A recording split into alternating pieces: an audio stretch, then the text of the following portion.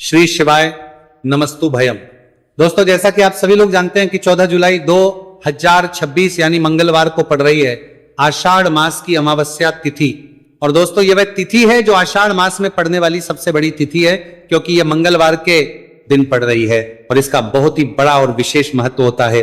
पूज्य गुरुजी ने कहा है कि अगर कभी भी मौका लग जाए और आषाढ़ मास की अमावस्या तिथि मंगलवार को पड़ जाए तो आप लोगों को एक छुटकी काला तिल वाला उपाय तो अवश्य ही करना चाहिए। इन दोनों का संयोग बहुत ही कम आता है।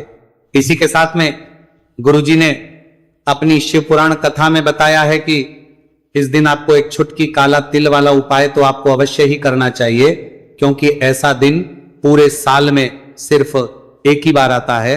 और दोस्तों, आप सभी लोग जानते हो कि मंगलवार अमावस्या तिथि का अगर सबसे बड़ा कोई उपाय है तो वह एक छुटकी काला तिल वाला उपाय है। तो दोस्तों, मंगलवार अमावस्या तिथि के दिन आप लोगों को इस एक छुटकी काला तिल वाला उपाय को जरूर करना है। बहुत सारे लोग होंगे जिन लोगों ने इस उपाय को ना किया हो, मतलब पूरा साल निकल गया, उन्होंने किसी भी दिन इस छुटकी काला तिल वाला उपाय को ना किया हो। पर दोस्तों, आपके पास एक आखिरी मौका बचा हुआ है, जो कि 14 जुलाई मंगलवार अमावस्या तिथि के दिन है। इस दिन आप लोगों को इस वाले उपाय को जरूर कर लेना है। भले ही आपने पूरे महीने भर इस उपाय को ना किया हो, पर अगर आपने इस महीने के मंगलवार अमावस्या तिथि के दिन अगर इस वाले उपाय को कर लिया तो आपको इस उपाय को करने का वह फल मिलेगा जिसकी आपने कभी कल्पना भी नहीं करी होगी। इसीलिए आप लोग इस वाले उपाय को एक बार जरूर कर लेना है, ताकि आप लोगों के हाथ से ये मौका ना जा सके और आपको इस उपाय को करने का फल मिल सके। दोस्तों, यह उपाय पंडित जी ने अपनी अभी की ही श्री शिव महापुराण की कथा में बताया है। उपाय को आज हम आपको बहुत अच्छे से समझाने वाले हैं। इस वीडियो को देखने के बाद इस उपाय को समझने के लिए आपको कोई और वीडियो को देखने की जरूरत नहीं पड़ेगी। तो चलिए दोस्तों, उपाय को शुरू करते हैं। देखिए, ये इस आषाढ़ मास के मंगलवार अमावस्या तिथि के दिन ये इतना खास होता है, इतना महत्वपूर्ण होता है। देखा गया है कभी कभी बड़े बड़े पूजा पाठ अनुष्ठान से जो मनोकामना पूर्ण नहीं होते, वो आषाढ़ मास की मंगलवार अमावस्या तिथि के दिन एक छोटे से उपाय करने से ही आपकी मनोकामना पूर्ण हो है। और बहुत सारे लोगों ने इस उपाय को किया भी है और उनको इस उपाय को करने का फल भी जरूर मिला है।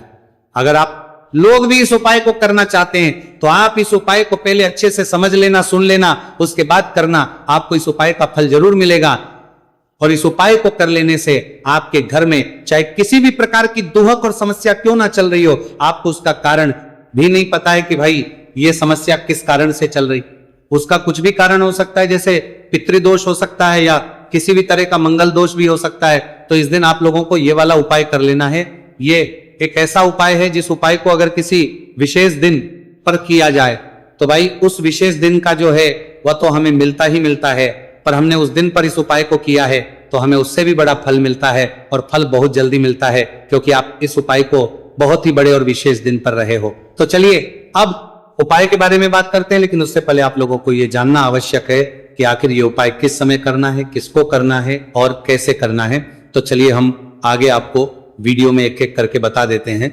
लेकिन उससे पहले अगर आप लोग हमारे चैनल पर पहली बार आए हैं या फिर मेरी आवाज आज पहली बार सुन रहे हैं तो हमारे चैनल को सब्सक्राइब जरूर कर लेना और इस वीडियो को लाइक करके कमेंट बॉक्स में श्री शिवाय नमस्तु भयम ओम नमः शिवाय जरूर टाइप कर देना। तो दोस्तों, इस एक छुटकी काला तिल वाला उपाय को हमें इस मंगलवार अमावस्या तिथि के दिन कैसे करना है, किसको करना है, किस समय करना है और कहां पर करना है, ये सारे सवालों के जवाब आपको इस वीडियो में मिल जाएंगे। और जो ये वीडियो देखेगा भाई, उसको एक छुटकी काला तिल वाला उपाय जरूर करना चाहिए, क्योंकि इस दिन काला तिल का भी बहुत ही बड़ा और विशेष महत्व होता है। और बात आ जाए एक छुटकी काला तिल वाला उपाय की, तो ये सोने पे सुहागा वाली बात हो जाती है और ये एक बहुत ही बड़ा उपाय हो जाता है इस मंगलवार अमावस्या तिथि का। तो अब दोस्तों, इस एक छुटकी काला तिल वाला उपाय को आखिर करना किसको है, सबसे पहले हम लोग वह बात जान लेते हैं। तो देखो, घर की जो बड़ी माताएं बहनें होती हैं, उन माताओं बहनों में से कोई भी एक बड़ी माता बहन इस वाले उपाय को कर सकती है। और दोस्तों, अगर आप तो अपने घर में से सभी सदस्यों को भी इस उपाय को करवा सकते हैं।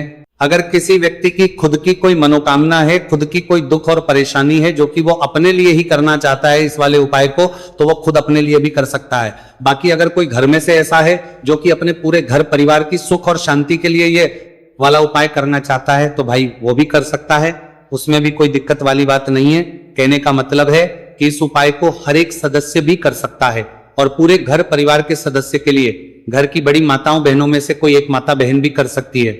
माताएं बहनें अगर घर में उपस्थित ना हो या वह यह वाला उपाय ना कर पा रही हो, तो फिर घर का कोई बड़ा सदस्य भी इस एक चुटकी काला तिल वाला उपाय को कर सकता है, चाहे फिर वह पुरुष ही क्यों ना हो, उसमें कोई भी दिक्कत वाली बात नहीं है। उसके बाद में 2 सरबार तिल वाला उपाय को करने की दोस्तों जो अगला प्रश्न निकल आता है वो ये आता है इस उपाय को लेकर कि आखिर इस उपाय को हमें किस समय करना है, सुबह के समय करना है कि शाम के समय करना है। तो देखो, इस वाले उपाय को आप लोग सुबह के समय भी कर सकते हो और शाम के समय प्रदोष काल में भी करना है सकते हो। अब अगर आप पूछो कि भाई सबसे उत्तम समय कौन सा रहेगा इस एक छुटकी काला तिल वाला उपाय को करने का, तो हम आपसे बस यही कहेंगे कि इस उपाय को आप सुबह के समय करेंगे तो ज्यादा बेहतर होगा। बाकी अगर प्रदोष काल शाम के समय भी करेंगे तो भी अच्छा होगा, उसमें कोई भी दिक्कत वाली बात नहीं। तो अब दोस्तों जो अगली सबसे बड़ी और महत्वपूर्ण बात आती है वह यह आती है कि सुबह अगर हम उपाय को करेंगे तो हमें कितने बजे से लेकर कितने बजे तक के बीच में करना है, और शाम के समय प्रदोष काल में करेंगे तो हमें कितने बजे से लेकर कितने बजे के बीच में करना है। तो देखो, सुबह जितनी जल्दी हो सके आप उपाय को करने की कोशिश करना कि अगर किसी कारणवश लेट भी हो जाओ, थोड़ी देर भी हो जाए, तो 10 या 11 बजे तक भी आप उपाय कर लेना, पर 12 बजे से ज्यादा देरी ना हो, ठीक है, इस बात का ध्यान रखना। उसके बाद में दोस्तों अगर शाम के समय प्रदोष काल की बात करें, प्रदोष काल का जो समय है होता है वो शाम के 6 बजे से शुरू हो जाता है। मतलब शाम के 6 बजे से लेकर 7 बजे के बीच का जो समय होता है यह समय प्रदोष काल का समय होता है। तो आप उपाय को 7 या 8 बजे के बीच में भी कर सकते हो, मतलब शाम के 6 बजे से रात 8 बजे के बीच में आप कभी भी इस वाले उपाय को कर सकते हो, उसमें कोई भी दिक्कत वाली बात नहीं है। देखिए, यदि आपके जीवन में संकट बहुत ही अधिक चल रहे हो, समस्याएं बहुत ही अधिक चली हो, एक एक रुपया खर्च करने आपको बस ओढ़ रहा है, भूमि से जुड़ी हुई कोई भी समस्या हो या फिर आपके विवाह से जुड़ी हुई कोई भी समस्या हो या आपके व्यापार से जुड़ी हुई कोई भी समस्या हो, तो आपकी ये सारी समस्या इस मंगलवार अमावस्या तिथि के दिन समाप्त होने वाली है। तो चलिए दोस्तों जानते हैं उस विशेष उपाय के बारे में। देखिए, इस वीडियो में हम पूज्य गुरुजी द्वारा बताए गए 3 बहुत ही चमत्कारिक उपायों के बारे में जानेंगे। देखिए, ये जो उपाय है आपके जीवन से दुर्भाग्य का तो अंत करेंगे ही, साथ ही साथ यदि आपके जीवन में धन की समस्या चल रही है तो वह सभी भी आपकी समाप्त हो जाएंगी। देखिए, गुरुजी ने बताया है कि जब भी मंगलवार अमावस्या तिथि का दिन पड़े तो हमें कर्ज मुक्ति के लिए कुछ उपाय करने चाहिए। इसी के साथ हमें धन प्राप्ति, भूमि से जुड़े कार्यों और विवाह के लिए भी उपाय करने चाहिए। तो चलिए दोस्तों जानते हैं गुरुजी द्वारा बताए गए सबसे पहले उपाय के बारे में। देखिए, यह उपाय विशेषकर उन लोगों को करना है जिनकी भूमि से जुड़ी कोई भी समस्या चल रही हो, यानी कि उनकी भी जमीन से जुड़ी हुई समस्या चल रही है, यानी कि जो लोग मकान खरीदना चाहते हैं या फिर उनका खेत से जुड़ा कोई भी केस चल रहा है या फिर जिनके भी विवाह में विलंब हो रहा है या फिर जिन भी लोगों के जीवन में कर्ज बहुत ही अधिक बढ़ने लगा है, कर्ज जो है वो चुका नहीं पा रहे हैं, तो गुरुजी ने कहा है कि ऐसे लोगों को यह उपाय करना चाहिए। देखिए, इस उपाय के लिए आपको थोड़े से काले तिल ले लेने हैं। देख, आपको मात्र 1 चुटकी काले तिल ले लेने हैं। इसी के साथ में आपको थोड़ा सा शहद ले लेना है। फिर सबसे अंत में आपको 1 लोटा शुद्ध जल ले लेना है। तांबे के पात्र के अंदर आपको अपने घर से शुद्ध जल ले लेना है और इन सभी सामग्रियों को आपको लेकर के पहुंच जाना है भगवान शिव के मंदिर में। देखिए, पूज्य गुरुजी ने बताया है कि इस उपाय को आप सुबह से लेकर के शाम तक किसी भी समय में कर सकते हैं। देखिए, मंदिर पहुंचने के आप जो काले तिल लेकर के गए थे उनमें आपको थोड़ा सा शहद लगा लेना है। देखिए, आप जो शहद लेकर के आए हैं उस शहद में आपको यह काले तिल अच्छे से डुबो देना है और शहद से युक्त ये जो काले तिल हैं इन्हें आपको शिवलिंग पर अर्पित कर देने हैं या फिर आपको शिवलिंग के चारों तरफ अच्छे से काले तिल का लेपन कर देना है। पूज्य गुरुजी ने बताया है कि लेपन करते समय यदि आपके जीवन में कर्ज से जुड़ी समस्याएं चल रही हैं लेपन करते समय आपको आर्यन मुक्तेश्वर महादेव का स्मरण करना है, या फिर आपके जीवन में विवाह से संबंधित या फिर जमीन से संबंधित कोई भी समस्या चल रही है तो फिर आपको मंगलेश्वर महादेव का स्मरण करना है। इसके बाद जो आप जल लेकर के आए हैं उसे आपको धीरे धीरे शिवलिंग पर अर्पित कर देना है, तथा आपको लगातार शिव महापुराण के मूल मंत्र श्री शिवाय नमस्तु भयम इस मंत्र का जाप करते रहना है।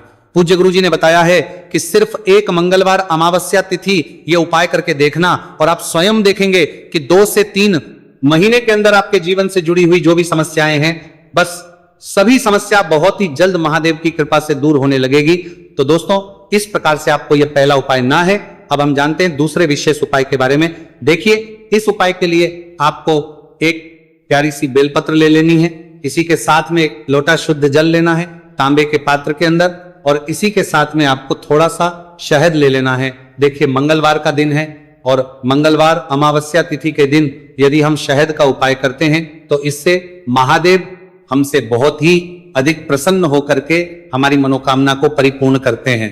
देखिए दोस्तों, यदि आपको बेलपत्र नहीं मिल पाती है तो आप भगवान शिव के शिवलिंग पर जो बेलपत्र चढ़ी हुई होती है उसे शुद्ध जल से धो करके उसका उपयोग कर सकते हैं। तो इन सभी सामग्रियों को आपको भगवान शिव के मंदिर में लेकर के पहुंच जाना है।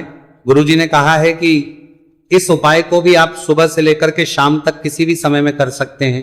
देखिए, मंदिर पहुंचने के बाद आपके पास जो एक बेलपत्र है और बेलपत्र की जो सबसे बड़ी वाली पत्ती होती है और उसकी जो चिकनी साइड होती है उस पर आपको अच्छे से शहद का लेपन कर देना है। यानी कि बेलपत्र की बड़ी वाली पत्ती पर, पूरी ही पत्ती पर अच्छे से शहद लगा देना है। अब देखिए, ये जो बेलपत्र है इसे आपको अपने सीधे हाथ की हथेली पर रखना है और आपके जो भी कार्य अटक रहे। देखिए, बहुत से लोग ऐसे होते हैं जो अपने नौकरी को प्राप्त करने के लिए सालों से तैयारी करते हैं लेकिन उनको नौकरी नहीं प्राप्त हो पाती है। बहुत से ऐसे लोग होते हैं जो बहुत ही मेहनत करते हैं, धन भक्ति के लिए बहुत अधिक प्रयास करते हैं लेकिन फिर भी उनको धन प्राप्त नहीं हो पाता है। तो गुरुजी ने बताया है कि जब भी आपको अपने कार्यों में सफलता ना मिले तो फिर आपको मंगलवार के दिन इस उपाय को अवश्य करना चाहिए।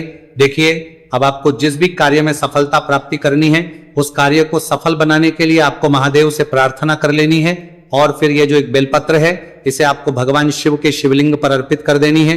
देखिए, बेलपत्र की चिकनी साइड जिस पर आपने शहद लगाए हैं वह शिवलिंग से स्पर्श रहेगी और इसकी जो डंडी है वो आपको जलाधारी की ओर रखनी है। इस प्रकार से आपको यह बेलपत्र अर्पित कर देनी है। अब देखिए, आप जो एक लोटा जल लेकर के आए हैं उसे आपको भगवान शिव के शिवलिंग पर धीरे धीरे अर्पित कर देना है। श्री शिवाय नमस्तु भयम इस मंत्र का जाप करते हुए देखिए, जैसे ही यह जल शिवलिंग से होकर के जलाधारी की ओर बह करके आएगा तो इसे आपको थोड़ा सा अपने सीधे हाथ की हथेली में झेल लेना है। इस जल को आपको अपनी दोनों आंखों पर लगा लेना है और इस जल का थोड़ा सा छिड़काव आपको अपने शरीर पर कर लेना है। पूज्य गुरु जी ने बताया है कि जब भी हम मंगलवार के दिन शहद वाली बेलपत्र शिवलिंग पर अर्पित करते हैं तो इससे हमें महादेव हर कार्य में सफलता प्राप्त करवाते हैं। यदि हमें अपनी मेहनत करने के बावजूद भी पर्याप्त मात्रा में सफलता नहीं मिल पा रही है तो गुरुजी ने कहा है कि आपको मंगलवार अमावस्या तिथि के दिन ये चमत्कारिक उपाय अवश्य ही कर लेना है। अब दोस्तों, हम जान लेते हैं गुरुजी द्वारा बताए गए तीसरे विशेष उपाय के बारे में। देखिए, इस उपाय के लिए भी आपको मात्र 1 लोटा शुद्ध जल ले लेना है तांबे के पात्र के अंदर। फिर इसी के साथ में आपको एक प्यारी सी बेलपत्र ले लेनी है। बेलपत्र आपको ध्यान रखना है कि कैसे भी कटी हुई खंडित नहीं होनी चाहिए। अब देखिए, मात्र 2 सामग्री लेकर के आपको भगवान शिव के मंदिर में पहुंच जाना है। पूज्य गुरुजी ने बताया है कि यह उपाय विशेषकर उन लोगों को करना है जिनकी कोई भी विशेष मनोकामनाएं जो कई दिनों से परिपूर्ण नहीं हो पा रही है, चाहे वो विवाह से संबंधित हो, नौकरी से संबंधित हो, व्यापार से संबंधित हो, चाहे किसी भी प्रकार की मनोकामना है जो परिपूर्ण नहीं हो पा रही है, तो उसके लिए आपको यह उपाय करना है। देखिए, इस उपाय को भी आप सुबह से कि शाम तक किसी भी समय में कर सकते हैं। देखिए, मंदिर पहुंचने के बाद सबसे पहले तो आप बेलपत्र लेकर के आए हैं, उसे आपको अपने सीधे हाथ की हथेली पर रखना है और आपको महादेव से प्रार्थना करनी है कि हे मेरे महादेव, मेरी ये जो मनोकामनाएं बहुत दिनों से अधूरी है, मैंने कई प्रकार के उपाय कर लिए हैं, कई प्रकार के व्रत कर लिए हैं, लेकिन अभी तक मेरी मनोकामना परिपूर्ण नहीं हो पाई है, तो उस मनोकामना को परिपूर्ण करने के लिए प्रार्थना करनी है। और ये एक बेलपत्र आपको शिवलिंग पर अर्पित कर देनी है। देखिए बेलपत्र की जो चिकनी साइड है वह शिवलिंग से स्पर्श रहेगी और इसकी जो है वो आपको जलाधारी की ओर रखनी है। इस प्रकार से आपको यह बेलपत्र अर्पित कर देनी है। इसी प्रकार से आपको यह बेलपत्र अर्पित करनी है। अब देखिए आप जो एक लोटा शुद्ध जल लेकर के आए हैं इसे आपको धीरे धीरे शिवलिंग पर अर्पित कर देना है। इस मंत्र का जाप करते हुए देखिए जल अर्पित करते हुए आपको कम से कम 11 बार श्री शिवाय नमस्तुभयम या फिर ओम नमः शिवाय इस मंत्र का जाप कर लेना है। पूज्य गुरु जी ने बताया है कि जो भी व्यक्ति 14 जुलाई मंगलवार अमावस्या तिथि के दिन शिवलिंग के सामने इस उपाय को करता है तो उसकी जो भी मनोकामना है वह महादेव की कृपा से निश्चित ही परिपूर्ण हो जाती है। तो दोस्तों यह थे पूज्य गुरु जी द्वारा बताए गए कुछ बहुत ही खास उपाय। अगर आपको जानकारी अच्छी लगी हो तो वीडियो लाइक करिएगा। मिलते हैं फिर एक नए वीडियो के साथ। श्री शिवाय नमस्तुभयम।